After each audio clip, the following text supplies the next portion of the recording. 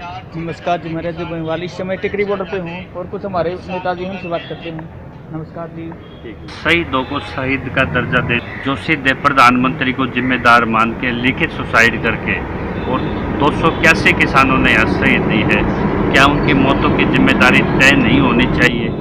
एक जिंदा जमीर का एक हमारे गवर्नर साहब हैं सत्यपाल मलिक, जो रोहतक के अपने यहाँ पे क्लाउड गांव से ही विस्थापित होके आपके बागपत में वो रह रहे हैं। तो उन्होंने कह दिया मैं गवर्नर बनने के लायक नहीं हूँ, भाजपा में ऐसे गवर्नर चाहिए जो दस्तक करें और बोले ना। उन्होंने कह दिया मैं गवर्नर बनने के लायक नहीं हूँ, भाजपा में ऐसे गवर्नर चाहिए जो दस्तक करें और बोले ना। लेकिन किसान परिवार से आता हूँ, मेरा बोलना ज़रूरी है। किसान यहाँ वापस जाने के लिए नहीं आए। किसानों की एमएसपी का कानून आप दे दीजिए, मैं इस मामले को निपटवा दूंगा।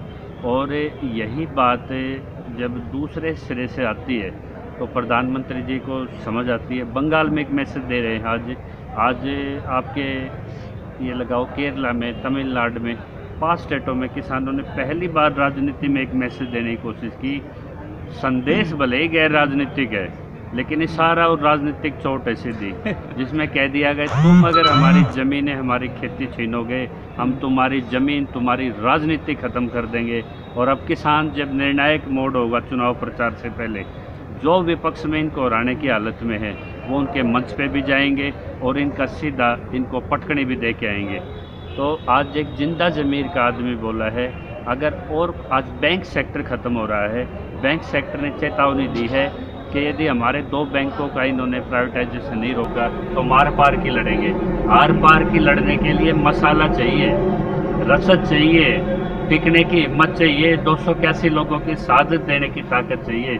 अगर बैंक के कर्मचारी, अन्य वर्ग अगर इससे तानाशाही के आगे नहीं टिक सकते तो आ जाए सीधे किसान आंदोलन के मैदान में। यहाँ लड़ने वाले योद्धा भी हैं और जन क्रांति का एक आगाज भी है। उसी विधानसभा में मुद्दे पे आता हूँ जहाँ ये कह रहे थे कि भाई ये एक प्रपोजल लेके आए थे एपीएमसी एक्ट में हुड्डा साहब। इन्होंने कहा कि इसमें एमएसपी के प्रावधान को आप जोड़ कर दो कि इससे नीचे जो बोली लगेगी उसको गैर कानूनी और उसमें सजा हो। तो वहाँ उन्होंने इसको एक तरह से ड्रॉप कर दिया बगैर किसी रीजन के, और सुप्रीम कोर्ट के एक फैसले का हवाला देने की कोशिश की। ये मूर्ख लोग भूल गए कि 3 जो कानून ब्लैक एंड वाइट में हैं, जो सुप्रीम कोर्ट की टेबल पे सब जुडिस हैं, वो मंडी व्यवस्था, भंडारण, बाजार से हैं, उनके संबंधित में स्टे है। एमएसपी का जब कोई ड्राफ्ट ही नहीं है, कोई सब्जुडिस नहीं है, अभी वो चर्चा में अभी किसान और सरकार के बीच में आना है, जिस पे स्टे नहीं हुआ, जो कानून आज बना ही नहीं, ड्राफ्ट फॉर्म में भी नहीं है, बिल फॉर्म में भी नहीं है। भले ही जैसे राजू सेठी के माध्यम से या दीपेंद्र हुड्डा के माध्यम से भी हमने लोकसभा में पहुँचाया है, बलराज कुंडू के माध्यम से पहुँचाया है, जब उस पर कानून ही अभी उसके टेबल पे नहीं है तो सब्जुडिस कैसे हो गया, कौन से स्टे हो गया।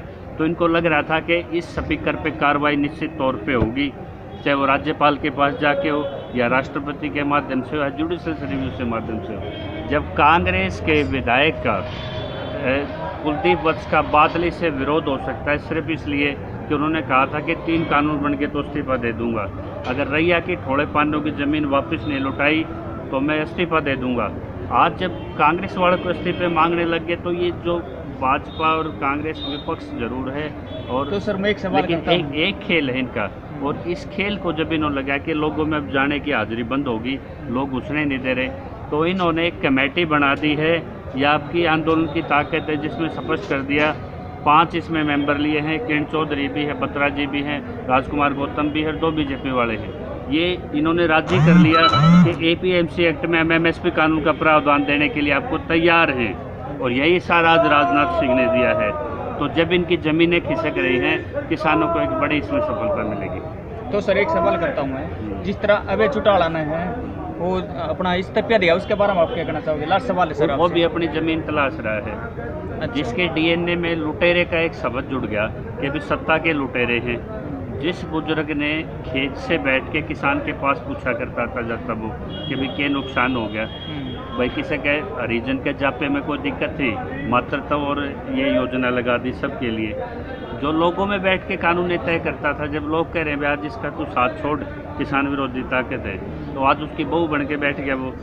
तो जब इन्होंने देखा कि तुम्हारी राजनीति ख़त्म है, तो इन्होंने बड़े चतुराई से एक सीट पे अपने लड़के को उतारेगा और जितना वोट बैंक था जो जेजेपी की तरफ शिफ्ट हो रहा था उसको आईएनएलडी की तरफ शिफ्ट करना है। हमें नहीं दिखाई दिया यहाँ पे टिकरी बॉर्डर पे कभी अब चौटाला किसी तंबू लगा के बैठा हो। ये 50-60 हज़ार अपने फॉलोअर दोबारा जोड़ने चाहते हैं, लेकिन ये आंदोलन में वो नेतृत्व नहीं करेंगे। वोट की राजनीतिक सीमित है और इसको अपनी सीट बचानी भारी होगी, ये बता दूँ आपको। कांग्रेस, जजपा और सारे मिलके इसका लित्र पंखा बना देंगे और लास्ट में एक चप्पल रह जाएगी ना, जब ये राजनीति में पिटेगा ये। अच्छा, क्योंकि जो अवसर समझ के राजनीति में आए, बहुतों के रंग देख लिए इन्होंने। यहाँ पे जाते हैं किसान के नाम पे, कोई मोदी का माड़ा प्राण लग जाए, कोई अपनी ज़मीन खोस पान लग जाए कि मेरी राजनीतिक वजूद मिल जाए। सिर्फ एक चीज़ ये पाना चाहते हैं कि देवीलाल के नाम पे ये कैसे कहें कि उन्होंने पद छोड़ा था तो हमने भी पद छोड़ दिया। कितने नाटक किए थे इन्होंने छोड़ने से पहले। चपड़ासी का भी इस्तीफा शर्त के साथ मंजूर ना हो, इन्होंने 2 बार नाटक किए। पहले सोचा भी इतने दिन ये निमट लेंगे दिल्ली यात्रा से पहले, ना बढ़ा तो इस तरह का दाव खेल दिया। तो ये अवसरवाद की राजनीति ये समझ चुके हैं किसान।